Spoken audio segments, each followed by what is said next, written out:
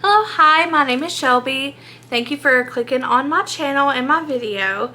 So today I'm going to be talking to you guys about all the books that I read in the month of September. And it was a very good reading month for me. I did more books than what I normally do. I'm excited to talk about those books with you guys and kind of see, what's been going on in this brain of mine because it's been all over the place.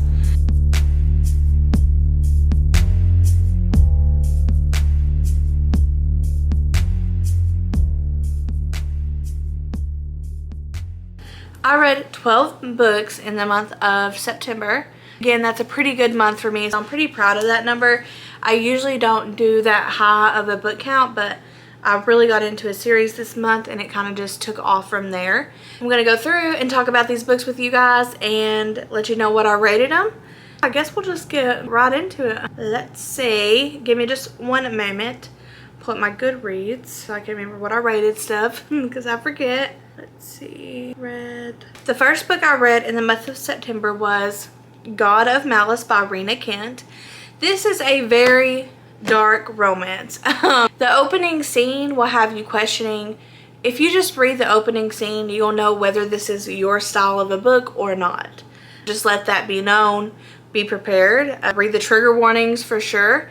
But I think that I really am going to like this author. I did purchase the second book in the series, which is God of Pain. This is the Legacy of God series. It's got a little bit of mafia in there, I think. This is very dark, so definitely check your trigger warnings if you're wanting to check this book out. I mean, it's like you're standing there and you go over the edge, okay? Because it dives in very fast with the dark stuff. This book follows Glydian, I think is how you say it. I don't even know. Her name is Glydian King, and she goes to this prestigious school, and then she runs into this guy named Killian Carson. Now, Mr. Killian, he is a true psychopath, okay? True psychopath. But I really enjoyed the writing of this book and how fast-paced it was for me. It did get slow in the middle a little bit. That's the only thing that took the rating down a little bit for me, but honestly, I really love the dynamic between these characters. I think the author did an excellent job of showing that, but some things definitely caught me off guard. I think my favorite scene out of this whole book was when, and if you know, you know, but when our main character is running through the woods and she's hiding. But I like this book enough that I immediately bought the second one, which is God of Pain. I think there's like 4 or 5 of them out, and then some spin-offs or something, I don't know. But yeah, I love Mr. Killian Carson. He's definitely man candy, but only if you're into psychopaths. So take that as you will. Yeah, this is the first book I read, and I did rate this book.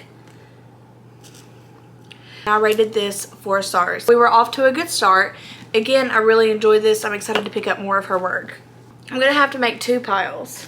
Let me do one a little bit closer. Perfect. The second book I picked up was indeed Gothicana. Now this started something for me for the month, okay? I read this and I don't think this was a great read, but I think the writing was just a little off. I think it could have definitely done more than what it did, but the dynamic between professor and student, I really loved that trope. And I was like, okay, it was like forbidden romance vibes and usually a little bit of an age gap. And I really enjoyed it. If you don't know anything about Gothicana, I'd be surprised, but it's a little bit all over TikTok. It's about this girl. Her name's Corvina, and she gets accepted to this school that everybody's heard is very mysterious, and there's a lot of scary stuff like ghosty vibes, haunted, stuff like that. And so anyway, she gets into this school, and she's like, well, she doesn't really have much family or anything, so she goes to this school, and weird things start happening. Does this have Vad's point of view in it? Hold on.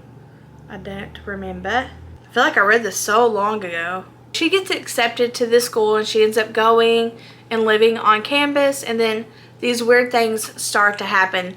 And the professor that she ends up, attaching with, he's very mysterious, very scary type of stuff, very mysterious vibes, don't really know what's going on.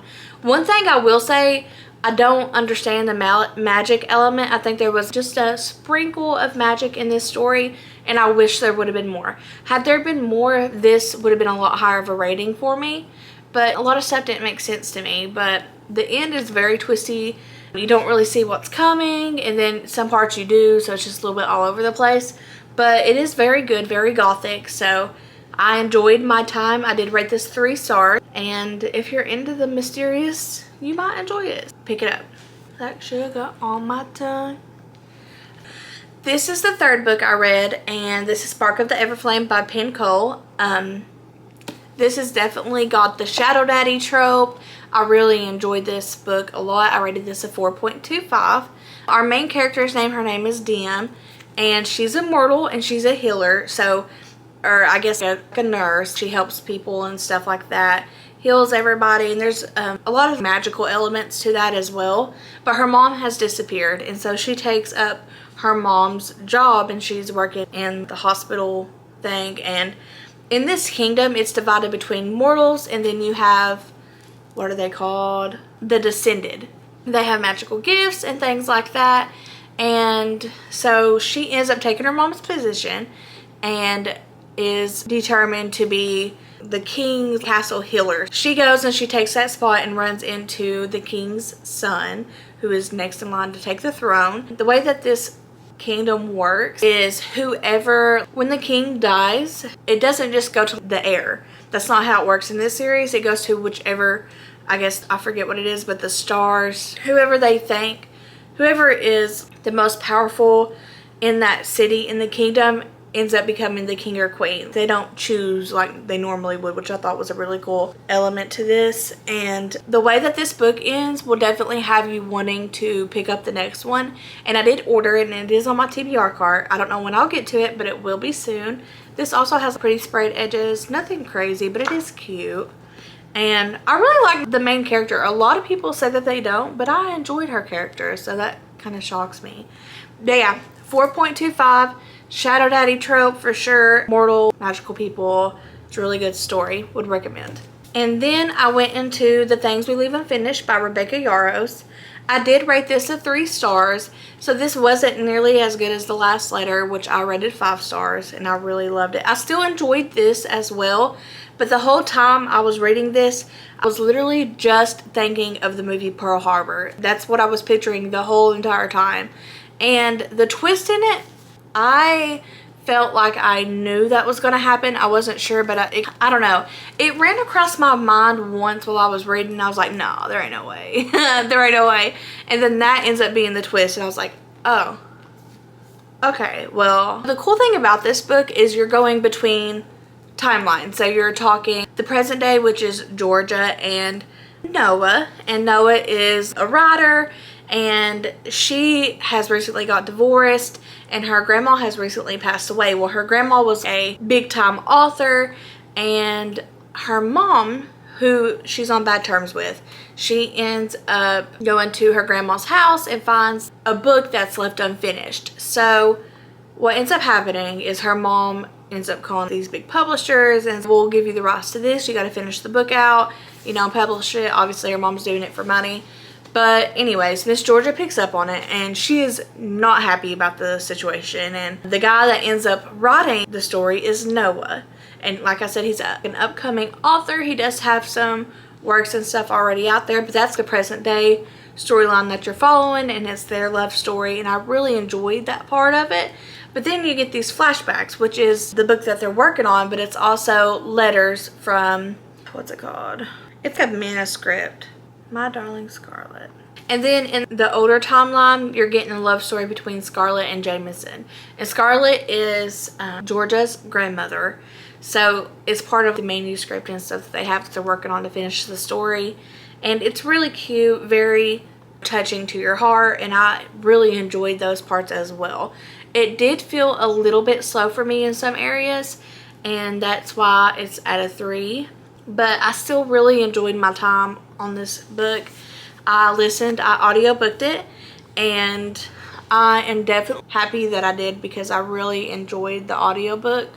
And I don't know, I really like Rebecca Yarros. I always love her all of her writing, everything I've read by her, I've really enjoyed it, and she's a really popular author right now. But anyways, this is very good. It did have me crying a little bit at the end, and not anything crazy. The last letter had me sobbing.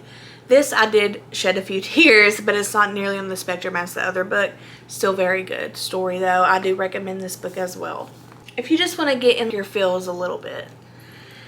And then I went into The Invisible Life of Addie LaRue by V.E. Schwab. Now, I have picked this book up before, and I did get like a quarter or almost halfway through it, and I redid it this month. And I have been not wanting to pick this up for the longest time because I was so bored. Well, I pushed through finally, and I finished it, and I rated it 2 stars. And I'm so sorry for those of you who love this story. I just was so utterly bored. I was just so bored, and who I wanted her with ended up not even happening the way that I wanted it to happen, or that I felt like it should have went. And I was just so bored, and the whole time I was picturing Blake Lively because of the movie that she plays in. It reminds me of this book, Age of Adeline is what it's called. The whole time I'm just thinking of Age of Adeline and picturing her. And my favorite character in this whole book is one that we barely see any of, and he does not do what I want him to do. And it's just how it goes. But I was bored the whole time, and I wish I wasn't. I wanted to love it. I gave it another try, and I wish I wouldn't have, but I did rate it 2 stars. So that's that. And then we went into, yes, you see that right, Zodiac Academy 1. This is The Awakening. There's like 25 books in this series, and guys, I am obsessed. I'm obsessed with these characters. I'm a Orion girly through and through. I did rate this 5 stars. So this is my first 5 star of the month of September. And let me see. I am set with this series. I am so set. I love all of the characters, and don't even get me started on Professor Orion. So pretty much, if you don't know anything about Zodiac Academy, a lot of people will tell you, push through the first book. When you push through the first book, the rest of the series, you will be addicted. I'm here to tell you, I was addicted from the first chapter. I read it so fast, and if you don't know anything about it, it's pretty much these twin sisters. It's Tori and Darcy. They're in the mortal world, and they lost their parents to a house fire when they were younger, so they've been in and out of foster homes and stuff like that. Well, they just turned 18, and they're pretty much fighting to survive. They don't have any money, don't hardly have any food or clothes on their backs, things like that. So they're into bad things like stealing and breaking and entering, things like that. But anyways, they're sitting at home one night, and this, well, let me see if I can say this. So pretty much, they're living their lives in the mortal world, and then one day this guy shows up and is like, you girls are both the twin heirs to the throne. You're the Savage King's daughter. The only way you can claim your inheritance is if you and your sister go to this prestigious magical school called Zodiac Academy, complete the reckoning, and then graduate in order to receive your inheritance. And they're like, what are you talking about? This is crazy. I've never even heard of magic, never believed in this kind of stuff like vampires, dragons. It's crazy. And I am so here for it. Immediately obsessed. I did rate this 5 stars.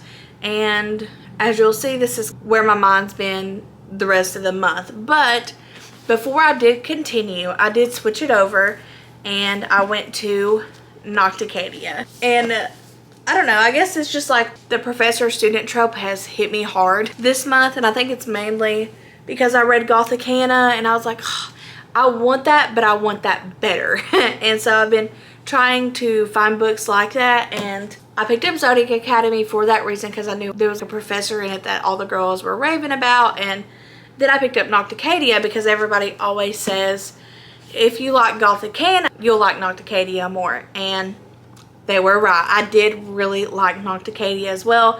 It's got a little bit of a different vibe to it. So I did pick up this and was so ready to jump back into a gothic fantasy type of situation. And I'm very glad that I did, because I really enjoyed this book. I rated this book 4 stars. So Nocticadia follows a girl. Her name is Lilia. Her mother fell to this mysterious illness a few years ago, and what she saw when her mother passed away was something that she can't get out of her head.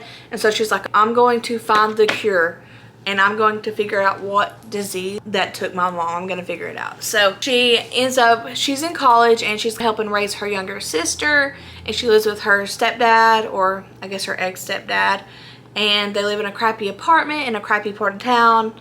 And so she's going to school, doing the thing, working and all that, and she writes a paper on a mysterious disease for one of her science classes. Well, she ends up getting, the professor of that class ends up taking that to Dracadia, which is this prestigious university, very hard to get in, more so than Harvard and stuff like that.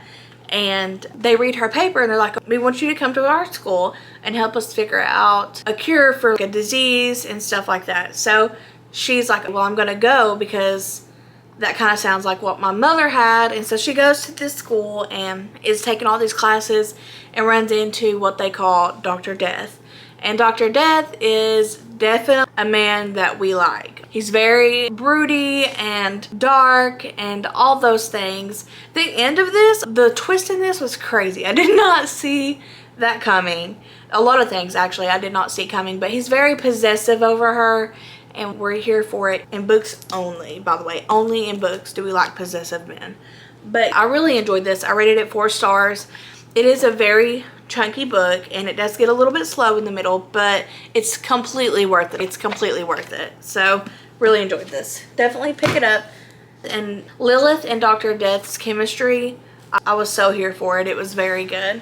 Like sugar on my tongue, tongue, tongue. Invite me if you come. So after that, I decided I was ready to get back into Zodiac, so I went into book number 2, which is Ruthless Fae.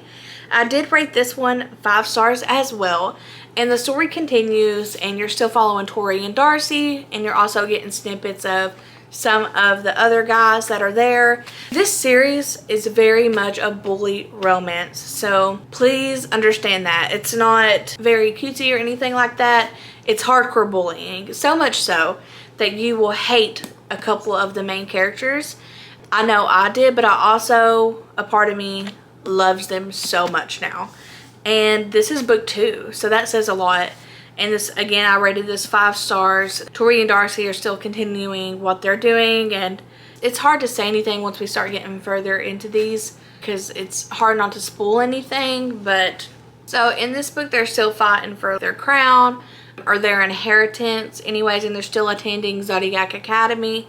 I love Zodiac Academy. I love all of the characters within these pages, and I'm so happy to be on this journey right now. So 5 stars for me for this. Find me if you come. Oh, okay, all my books are gonna start falling. So after that, I went right in and read Zodiac Academy 3, and these books are starting to get big, so there's that. Anyways, so in this book, you're still following Tori and Darcy, and they're still doing their thing, dealing with all the bullies, which never stops, by the way, at least where I'm at in the series. It's still heavily bullied, the girls are at this academy, because all of them are looking at them like, you're not meant to be here. And then this book is where they actually go through the reckoning, which is this big test, kind of like, think like ACT type of vibes, but for magic. So they're working up for all of this and these trials that they have to do. These books just keep getting better to me, and I've already rated them 5 stars. Let me see what this was. I think I rated this 5 as well. 5 stars for book number 3. So this ends on a huge cliffhanger, but if you don't know anything about Zodiac Academy, when you get done with book number 3, you switch over to the Ruthless Boys of the Zodiac, and that is a reverse harem series, and I did dive into that next. But this book, 5 stars as well. Can't wait to get to book number 4.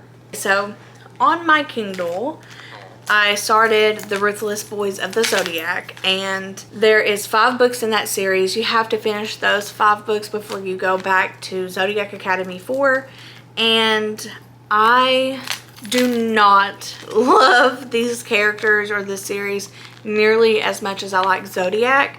And in fact, the first little bit of the first book of the Ruthless Boys, which is Savage Fae. Well, hold on, I'll tell you what it is. I forget. So the first book is Dark Fae. I did rate it 3 stars. It took me a while to get into it, but I think the reason for that is because I was so ready to go back to Zodiac. I missed those characters, but I will say the plot line of it is very interesting, but it is definitely reverse harem. So if you're not into that, this is 100% not going to be a series that you like, because that's the main storyline of these books. So just be prepared for that. Again, the main character that we follow, her name's Elise, and she's a vampire, and she has lilac hair, and she's really cool. She's a bad butt character, and she is definitely very stern and strong in what she wants and stuff like that. She's a very strong female character, but again, it is reverse harem. I don't know that I love that. I am the person that likes, you know, soulmate type of stuff in books. I like there to be one person, but I'm also I'm still enjoying these. They're not my favorite by far, but I am enjoying the series, and I know that I'm going to be glad that I read it. So I've read, what was it? So I read Dark Fae, which is book 1. I rated it 3 stars. Savage Fae, which is book 2, I rated it 3 stars as well. And then Vicious Fae, I rated 4 stars, which is the 3rd book. And I got 2 left, and I'm on book number 4 currently. The last book I really loved. I really enjoyed the pacing of it. The plot is starting to thicken. We're learning more about our favorite characters. As of right now, my favorite guy is definitely Gabriel, Mr. Knox. He is a harpy, so he has wings and stuff. That's what he does. And this is all still in the same universe as Solaria, which is where the Zodiac Academy is. And I'm telling you, the men in these books, you know what I mean? But I'm excited to get back to Zodiac Academy though, so I've been definitely trying to get through these because I'm ready to get back. Book 3 of Zodiac Academy ends on such a huge cliffhanger. It's so hard to stop and go to something else. It's the hardest thing ever, and I'm definitely pushing through it. Like I said though, I'm still enjoying the story, and I'm learning more about the world in general, which I'm thankful for. So that's been fun. Learning more stuff about Legion mates and things like that. Definitely some twists and turns. Been definitely surprised by all of that. But so I am on book number 4. I got one more in this, and then I'll be able to go back to Zodiac. And I do fear that's going to take up most of my October month. So shall see. But anyways, so these are all the books I read. I did really, and these are not like, I did good because these are not little books. All of these books that I read this month, most of them are pretty chunky books, so I'm pretty proud of myself for that. But let me just hold all of these bad guys up for you because it's crazy actually. Yeah, like sugar on my tongue, tongue, tongue. Invite me if you come, come, come. Your body is so sweet. And then I guess we'll put my Kindle on top just to give the full effect. These are all the books I read in the month of September. So I loved all of these except for, I didn't love Gothic Hannah, and I didn't love The Invisible Life of Addie LaRue, but the rest of these books I was so here for. It was definitely a good month. I'm hoping to have just as good of a month for this month, and I'm hoping we stay reading this many books because I've added a lot of books to the TBR cart that I'm ready to get off of there. So it's just been a good month, and well, if you've made it this far and listened to me ramble on for 38 minutes now of pretty much talking about Zodiac Academy mainly, well, thank you for sticking around. And well, I do hope that you guys all have a wonderful October. I hope that you're reading all the spooky stuff and watching the spooky movies. I know I'm going to be doing my usual reruns of Hocus Pocus. So, yeah. With that being said, I do hope that you all have a wonderful evening. Peace out, Girl Scouts.